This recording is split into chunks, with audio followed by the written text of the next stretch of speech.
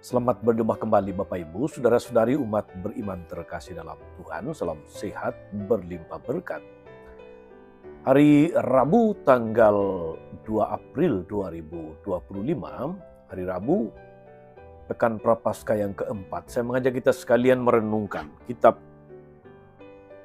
Injil Yohanes bab 5 ayat 17 sampai 30.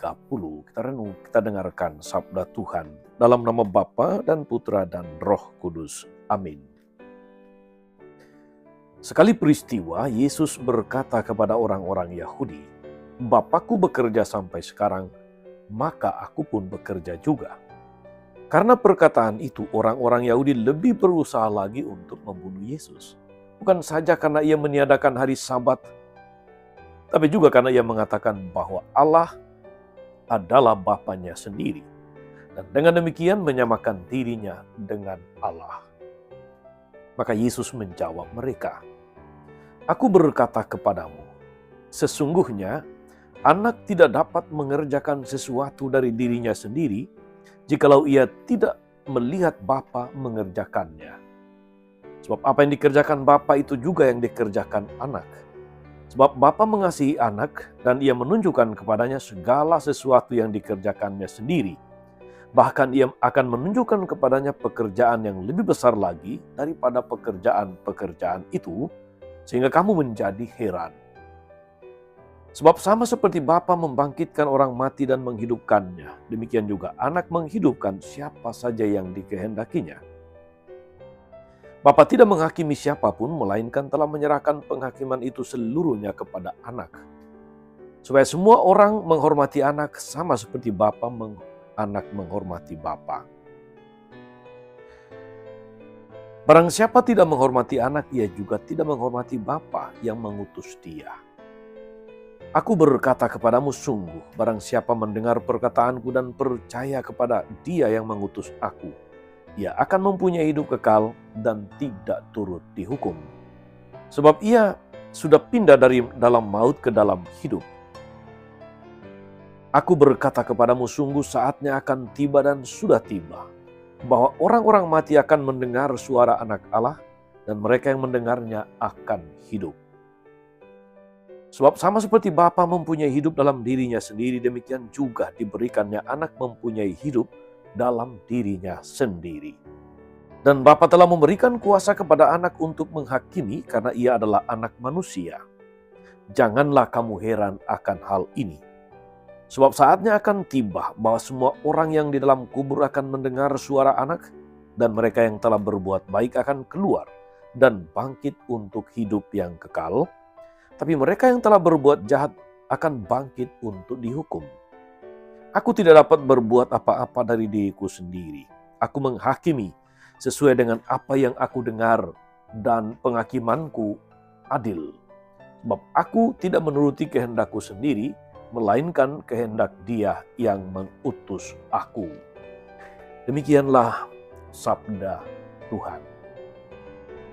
Bapak Ibu Saudara-saudari, umat beriman terkasih dalam Tuhan kita Yesus Kristus. Apapun tidak akan dapat memisahkan kita dari kasih Allah. Apapun tidak akan pernah bisa menghalangi, apalagi menghentikan kasih Tuhan. Tuhan selalu mencari cara untuk menyatakan kasih-Nya. Tuhan menegaskannya melalui Nabi Yesaya dalam bacaan pertama. Yesaya bab 49 ayat 8 sampai 15, bahwa Dia akan selalu menghibur dan menyayangi umat-Nya. Seorang ibu tidak akan melupakan anak kandungnya. Seandainya ibu itu melupakan, Allah tidak pernah melupakan umat-Nya. Kasih Tuhan diberikan setiap hari sampai sekarang ini. Karena itulah Yesaya saudara-saudari menegaskan demikian. Dapatkah seorang perempuan melupakan bayinya, sehingga ia tidak dapat menyayangi anak dari kandungannya? Sekalipun dia melupakan, aku tidak akan melupakan engkau. Ayat ini saudara-saudari dengan demikian menegaskan kepada kita bahwa Allah tidak pernah melupakan kita. meskipun kita seringkali tidak setia kepadanya. Seringkali kita merasa hanya suatu noda hitam pada lembaran hidup kita. Lantas kita lalu merasa tidak layak, tidak pantas, merasa tak mampu, merasa insecure dengan diri sendiri. Satu hal yang harus kita pahami, bahwa tidak ada manusia di dunia ini yang sempurna. Tidak ada. Akan tetapi dalam ketidaksempurnaan itulah akhirnya kita bisa memahami bahwa Allah senantiasa setia, menemani, mendampingi kita. Allah tidak pernah berhenti bekerja. Itulah mengapa Yesus mengatakan, Bapakku bekerja sampai sekarang, maka aku pun juga bekerja. Saudari-saudara, umat beriman terkasih, jika Tuhan yang menghendaki, maka tidak akan ada yang mustahil di dalam namanya. Kedatangan Tuhan Yesus dalam kehidupan kita tidak hanya untuk membawa perubahan pada praktik keagamaan, tapi juga memperbarui semua ciptaan. Maukah kita diperbarui olehnya untuk menjadi layak di hadapannya? Mari kita menjadi orang beriman, saudara-saudari, yang setia pada kehendaknya. Dan bukan menjadi orang Kristiani sekedar urusan atau untuk status saja. Saudari-saudara, umat beriman terkasih, kalau kita percaya kepada perkataan Yesus, maka kita akan mempunyai hidup. Artinya bahwa kita tidak akan mudah putus asa. Kita tidak akan mudah kecewa. Kita tidak akan mudah istilahnya sedih berkepanjangan.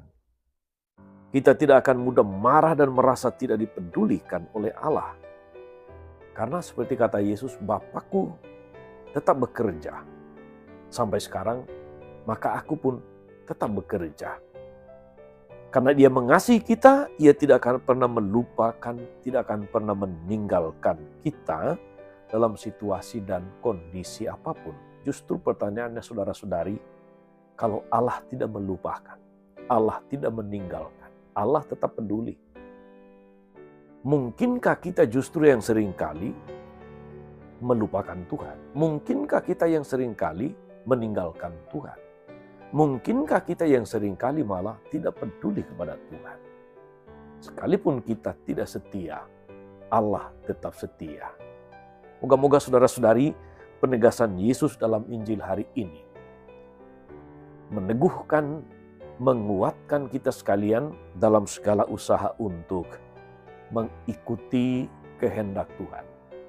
Dalam segala usaha untuk mendengarkan Dia. Sebab barang siapa mendengarkan Dia akan hidup. Selamat beraktivitas hari ini, saudara-saudari. Jangan lupa bahwa Tuhan senantiasa tidak pernah meninggalkan kita. Tuhan Yesus memberkati. Amin. Tuhan Yesus Kristus, kasih-Mu tidak pernah berubah untuk kami.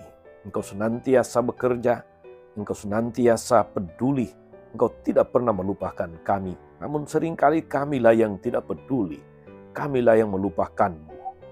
Mampukanlah kami mewujudkan pertobatan secara nyata dalam hidup kami dengan semakin mendengarkan Engkau dan melaksanakan kehendak-Mu. So itulah jalan yang membawa kami kepada kehidupan sepanjang segala masa. Amin. Saudari-saudara sekalian, berkat Allah turun atas saudari-saudara, atas mereka yang kita doakan atau kita janjikan doa, mereka yang sakit dan menderita, segala rencana, karya dan pelayanan hari ini, Bapa dan Putra dan Roh Kudus. Amin. Tetap sehat, teruslah menjadi berkat. Jangan lupa like, subscribe, nyalakan lonceng notifikasinya. Salam 52, Tuhan memberkati.